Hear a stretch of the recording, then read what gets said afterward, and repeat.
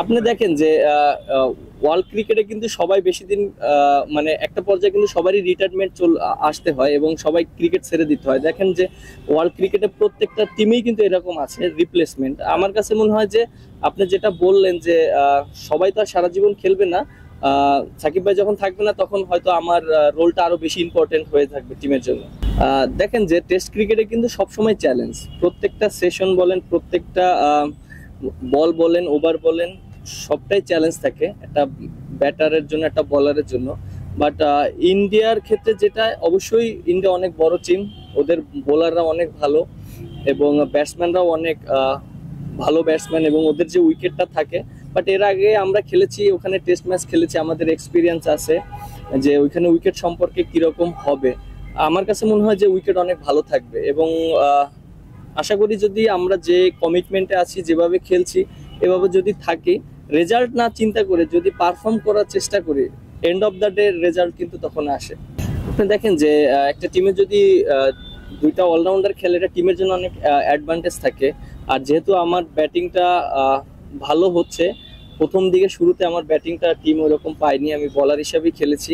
But এখন নিজে contribute করছি, খুব ভালো লাগছে। আর অবশ্যই প্র্যাকটিস করতে হবে, কষ্ট করতে হবে। আর এটা আপনি 1-2 বছরে সম্ভব না, এটা লং টাইম ধরে ভালো খেলতে হবে। যদি আমি ইনশাল্লাহ যেভাবে চলছে এটা যদি লং টাইম ধরে রাখতে পারি, তাহলে ইনশাল্লাহ একদিন আশা করি যে অলরাউন্ডার হতে পারবো। এক্সপেকটেশন তো সবার কাছেই থাকে সব সময় এবং এক্সপেকটেশন কিন্তু দেখেন যে আমরা যখন ভালো খেলি, ম্যাচ জিতি, তখন কিন্তু এক্সপেকটেশন সবারই বাড়ে। আর 1-2 জনের না, সবারই বাড়ে।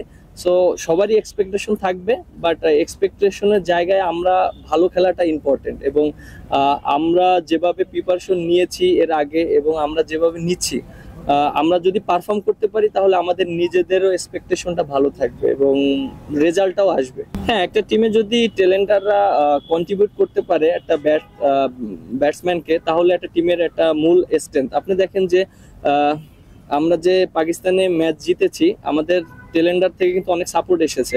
বিশেষ করে আমি লেট অর্ডার ব্যাটিং করি, আমার কাছ থেকে যেটা এসেছে, বা তারপর হাসান মাহমুদ যে ইনিংসটা খেলেছে, ওটা কিন্তু আমাদের জন্য একটা ইম্প্যাক্ট ইনিংস ছিল। কারণ লিটন দাস প্রায় 2 ঘন্টা ব্যাটিং করেছে, ওখানে কিন্তু প্রায় 70 রানের একটা পার্টনারশিপ হয়েছে। এটা অনেক ইম্পর্টেন্ট একটা টিমের জন্য, জেতার জন্য। বেসিক্যালি আপনি যেটা বললেন যে 8 নম্বর ব্যাটসম্যান হতে চাই না, কারণ 8 নম্বরে ব্যাটিং করা অনেক প্রেশার। কারণ ওইখানে আপনি দেখেন টিমের অনেক সিচুয়েশনে এরকম থাকে যে টিম অনেক ভালো খেলেছে, তারপরে 8 নম্বরে আমার নামতে হয়। আবার দেখেন এমন সিচুয়েশন থাকে যে টিম সবাই ব্যাটসম্যানরা ফল্ট করেছে, তখন আমার প্রেশারে ব্যাটিং করতে হয়। বাট জিনিসটা ওই ইঙ্গিতে আমি বলেছিলাম যে 8 নম্বরের সেরা প্লেয়ার হতে চাই না, উপরের দিকের সেরা প্লেয়ার হতে চাই। জিনিসটা আসলে এরকম ছিল। হ্যাঁ, আপনি যেটা বললেন চ্যালেঞ্জিং অবশ্যই থাকবে। ইন্ডিয়ান মাটিতে আমরা এর আগেও টেস্ট খেলেছি, আমাদের বিগত পারফরমেন্স ওই রকম ভালো ছিল না। বাট আমরা এবার একটা কনফিডেন্ট নিয়ে যাচ্ছি, আশা করি যে ওদের যে কন্ডিশনটা আছে আমরা এনজয় করার চেষ্টা করব। আমরা ফাইট দেওয়ার চেষ্টা করব। যখন আমরা ফাইট দিতে পারবো ওদের সাথে, তখনই কিন্তু আমাদের ফরে রেজাল্ট আসার চান্স থাকবে।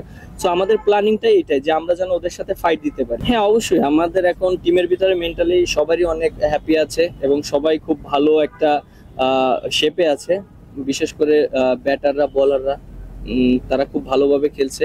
আর যেটা বললেন যে মুস্তাক আহমেদ, তিনি আমাদের টিমের সাথে ছিলেন এবং আমি ফার্স্ট টাইম তার সাথে কাজ করেছি, আমার কাছে খুব ভালো লেগেছে মানুষ হিসাবে। এবং তিনি অনেক মোটিভেশন কথা বলেন এবং প্লেয়ারদের সবসময় সাপোর্ট করার চেষ্টা করেন। একটা প্লেয়ারকে আপনি দেখেন যে খারাপ সময় সবসময় পাশে থাকার চেষ্টা করেন। সো এই জিনিসগুলো খুব ভালো লেগেছে।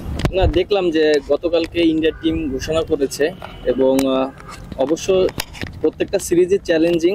এবং আমি মনে করি যে যেহেতু আমরা রিসেন্টলি পাকিস্তানে ভালো করে এসেছি, বেশি গ্যাপ নেই ট্যুরের ভিতরে। বাট আশা করি যে আমরা যে পারফর্ম করছি, সবাই যে ফর্মে আছে, সবাই যদি এইভাবে খেলতে থাকে, অবশ্যই ভালো একটা রেজাল্ট আশা করা যাবে।